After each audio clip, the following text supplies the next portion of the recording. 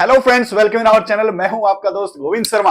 आज से हम पढ़ने वाले हैं हिस्ट्री यानी कि इतिहास के बारे में। और इतिहास के बारे में सारी की कहानी मैं आपको बताने वाला हूं आज। मीर कासिम की कहानी यानी कि अरबों का आक्रमण भारत पर। अरबों का आक्रमण भारत पर प्रथम आक्रमणों से एक माना जाता है बेटा। इसकी इतनी बढ़िया कहानी मैं आपको बताऊंगा कि आज तक आपने ऐसी कहानी नहीं सुनी होगी। इतिहास को कहानियों के रूप में बताने की कोशिश करूंगा इस सीरीज के अंदर। तो हम पढ़ रहे हैं हिस्ट्री, और हिस्ट्री में हम पढ़ रहे हैं क्या?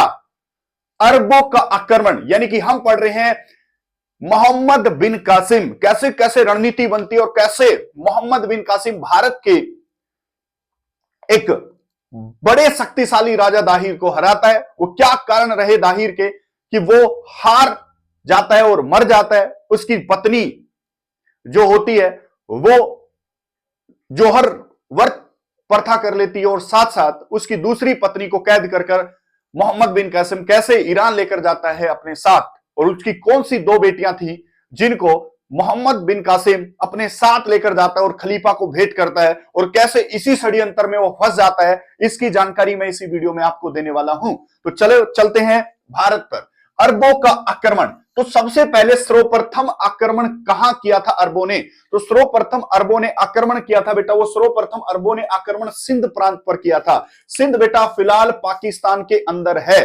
तो अरबों का सर्वप्रथम आक्रमण कहां पर हुआ? क्वेश्चन आएगा पेपर में। देखो, आक्रमण किया था सिंध के ऊपर। सिंध के ऊपर आक्रमण किया था, याद रखना, 711 ईस्वी के अंदर। और यह आक्रमण किसने किया? यह आक्रमण किया था बुदेला नामक एक व्यक्ति ने या फिर एक शासक ने।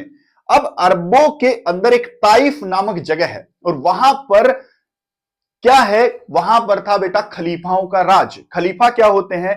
खलीफा मुस्लिम धर्म में सबसे बड़ा धार्मिक गुरु क्या कहलाता है? खलीफा कहलाता है। अब उन दिनों खलीफा थे हजाज बिन हजाज थे, यूसुफ बिन हजाज नाम था उनका, अल हजाज कह सकते हो, या हजाज एक खलीफा हुआ है, वो खलीफा वहां पर थे।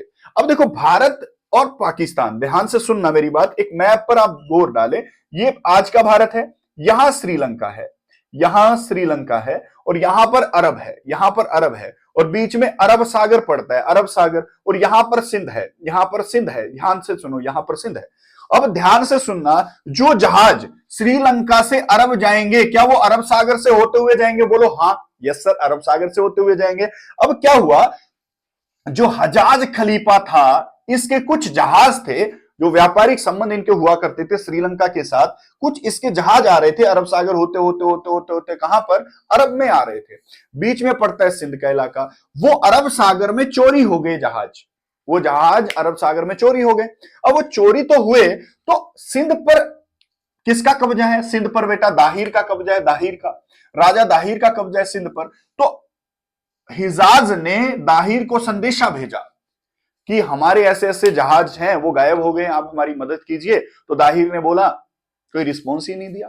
फिर एक चिट्ठी लिखी हिजाज ने दाहिर को कि हमारे जहाज गायब हो गए हैं, आप कुछ मदद कीजिए। दाहिर ने फिर कोई रिस्पॉन्स नहीं दिया। तो हजाज ने सोचा कि कहीं ना कहीं ये जो जहाज गायब हुए हैं, इनके पीछे, इनको गायब करने के पीछे दाहिर का हाथ है, क्योंकि बीच में अरब सागर पड़ता है और सिंध पड़ता है। तो ये जहाज जो है, ये दाहिर ने गायब करवा दिए हैं, या फिर दाहिर ने इनको चोरी कर लिया। अब हजाज जो एक खलीफा है और दाहिर जो एक राजा है, इसके बीच टकराव हो गया, और ये टकराव इन जहाजों के कारण हुआ, इस चोरी के कारण हुआ। अब देखो, धर्मगुरु खुद तो लड़ने नहीं आएगा। धर्मगुरु ने 711 ईस्वी में बुदेला नामक एक ताइफ के एक शासक को भेजा। अब दाहिर बड़ा तेज तर्रार राजा था, इसने दाहिर ने बुदेला को 6 इंच छोटा कर दिया, यानी कि काट दिया। 711 ईस्वी में बुदेला आया, दाहिर जीत गया, इसको मार दिया। तो क्वेश्चन तो यह आता है कि पहला आक्रमण, देखो आक्रमण किया किसने? बुदेला ने, लेकिन यह एक असफल आक्रमण था। याद रखना, पृष्ठभूमि आप समझ गए होंगे।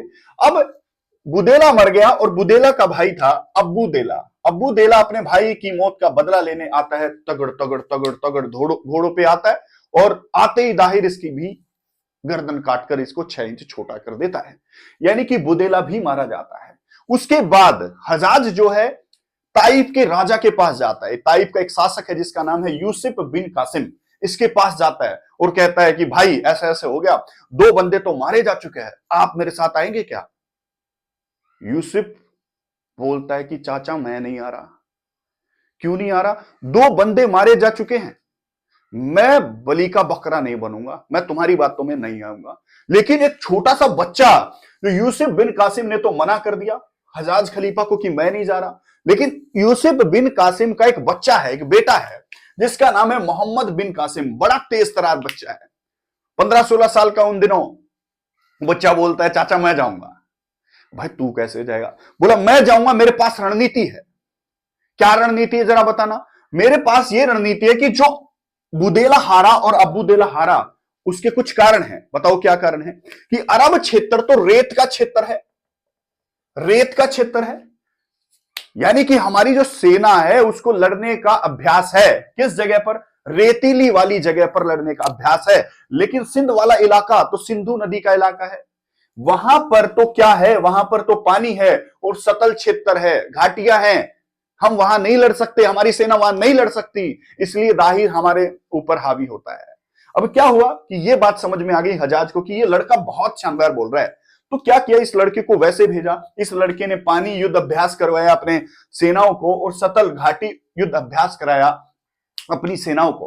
और जैसे ही ये सेना युद्ध अभ्यास कर लेती हैं तो ये सेनाएं दाहिर की सेना के बराबर जाकर खड़ी होती हैं और 712 ईस्वी में मोहम्मद बिन कासिम एक सफल आक्रमण करता है और दाहिर को हरा देता है। दाहिर को हराना क्या हुआ कि दाहिर ऐसे भारत है, ऐसे ये भारत है, ये भारत है, ये यहां पर अरब है। अब ये है आपका पश्चिमी इलाका, ये वाला सिंध का पश्चिमी इलाका, ये सिंध का पूर्वी इलाका। दाहिर ने पश्चिमी इलाके को अनप्रोटेक्टेड छोड़ दिया, जबकि पूर्वी इलाके की रक्षा करी दाहिर ने।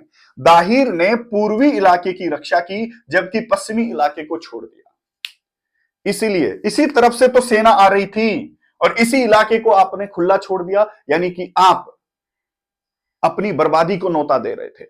याद रखो दाहिर ने, तो इसी के लिए दाहिर हारा उस समय। 712 ईस्वी में युद्ध अभ्यास उसने किया और 712 ईस्वी में एक सफल आक्रमण करते हुए मोहम्मद बिन कासिम ने दाहिर को हरा दिया। मोहम्मद बिन कासिम ने देवल को जीता, नेचुन को जीता, शहवान को जीता। ब्राह्मणवाद में बड़ा एक लास्ट युद्ध होता है दाहिर और, हालांकि दाहिर ने बड़ा लोहा लिया लेकिन कुछ गलतियां रही, या फिर ये कह लो कि मोहम्मद बिन कासिम ने बहुत अच्छी रणनीति बनाकर उसको हरा दिया। अब हुआ क्या, ये सारी चीजें उसने हरा दिया। ये चीजें हमें मिलती हैं एक पुस्तक से, जिस पुस्तक का नाम है किताब ए हिजाज। किताब ए हिजाज मोहम्मद बिन कासिम के एक राजकीय दरबारी कवि ने लिखी है जिसका नाम है बुलचरी। ये कहानी हमें मिलती है कि ऐसा ऐसा हुआ है, ऐसा ऐसा हुआ है। और उसके साथ क्या हुआ, अब दाहिर हारा, दाहिर तो मर चुका है, ये एक कहानी है। उसके साथ साथ मोहम्मद बिन कासिम बड़ी चोड़ में, बड़ी हवा में आ गया और उसने हिजाज की लड़की, जिस लड़की का नाम था जुबेदा, उसी से प्रेम विवाह कर लिया। प्रेम विवाह कर लिया और देखो, धर्मगुरु की लड़की से प्रेम विवाह कर लिया। अब धर्मगुरु की तो हर जगह थू थू हो गई और धर्मगुरु चले जाते हैं ईरान चले जाते हैं। हिजाज कहां चले गए? इसी की बेइज्जती मानते हुए ईरान चले जाते हैं हिजाज। ये तो ईरान भाग गया, वहां पर पता नहीं इसके साथ ये मारा या ये मर गया ईरान जाकर, पता नहीं चला क्या हो गया। उसके बाद हिजाज एक खलीफा था, वो तो ईरान चला गया और उसके बाद खलीफा बनते हैं एक नया व्यक्ति जिसका नाम है सुलेमान। ये कहानी हमें मिलती है। उसके बाद जो सेकंड कहानी है वो कहानी है क्या?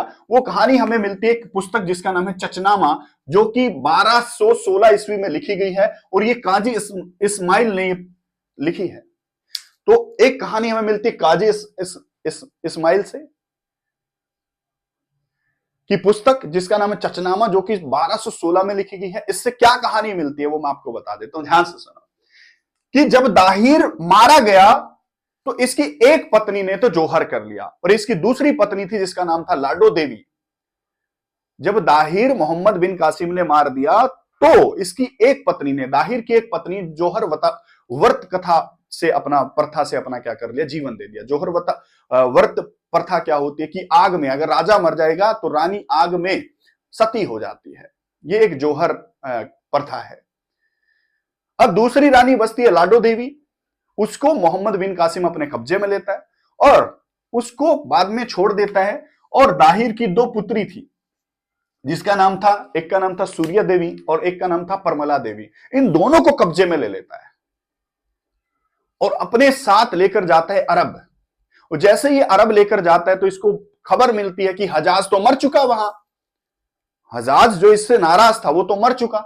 ये तो बहुत खुश होता है कि हजाज मर गया, जुबेदा भी मेरी पत्नी हो गई और सूर्य देवी और परमला देवी को तो मैंने कब्जे में ही कर लिया है, ये भी मेरी दासियां बन के रहेंगी। लेकिन वहां जाकर इसको पता चला कि हजाज मर चुका है और सुलेमान अब खलीफा है। सुलेमान इससे नाराज मिलता है कि भाई तूने नाश कर दिया, ये कर दिया, वो कर दिया, तू तो बड़ी चोट में आता है, ये है वो है।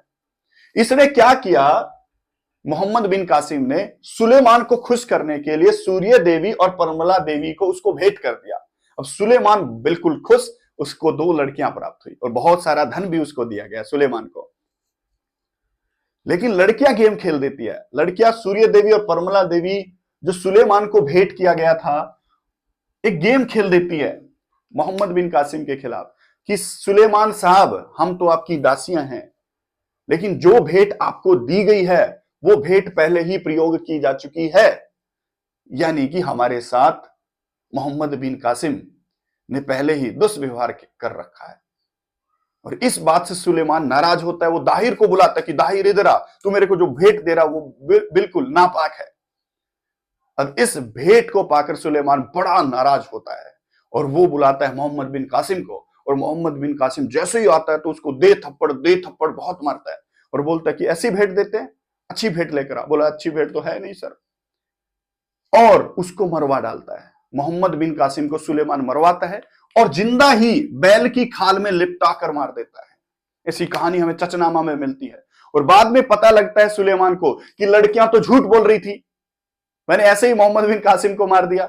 तो बाद में इन लड़कियों को भी सुलेमान दीवार के अंदर जिंदा ही चिनवा देता है। यह कहानी हमें मिलती है चचनामा के अंदर। चचनामा के अंदर हमें और कुछ भी मिलता है बेटा, कि जो मोहम्मद बिन कासिम था, इसने दिनार चालू करवाए, शुद्ध सोने के सिक्के भी चालू करवाए थे। आपके पेपर में आता है। जजिया कर लगाने वाला पहला शासक मोहम्मद बिन कासिम, इसने जजिया कर लगाया। जजिया कर एक प्रकार का तीरथ कर होता है, गैर हिंदुओं पर लगने वाला एक कर है। याद रखना, महिलाएं, बच्चों और ब्राह्मणों को इसने इस कर पर छूट दे रखी थी। याद रखना, ध्यान रखना। मोहम्मद बिन कासिम की जो कब्र है वो ईरान के अंदर है, ये भी याद रखना, ध्यान रखना। तो कैसे कैसे मोहम्मद बिन कासिम मारा जाता है, ये कहानी मैंने आपको बड़े चाव से, बड़े आनंद से सुनाई है। आई होप आप एंजॉय लेकर इसको सुन पाए होंगे। नमस्कार, जय हिंद, जय भारत। मिलते हैं किसी अन्य